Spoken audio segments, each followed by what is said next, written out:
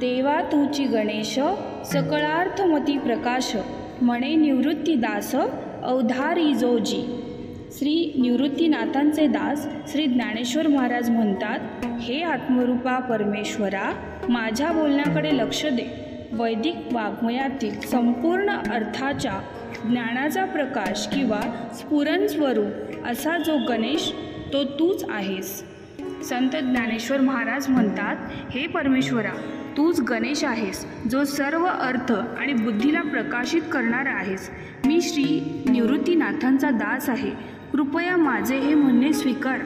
या ओवीत संत ज्ञानेश्वरांनी परमेश्वरालाच गणेश रूप मानले आहे आणि त्यांच्या कृपेनेच सर्व अर्थ आणि बुद्धी प्रकाशित होतात असे नमूद केले आहे। त्यांनी स्वतःला आपल्या गुरु निवृत्तीनाथांचा विनम्र दास म्हणून संबोधले आहे।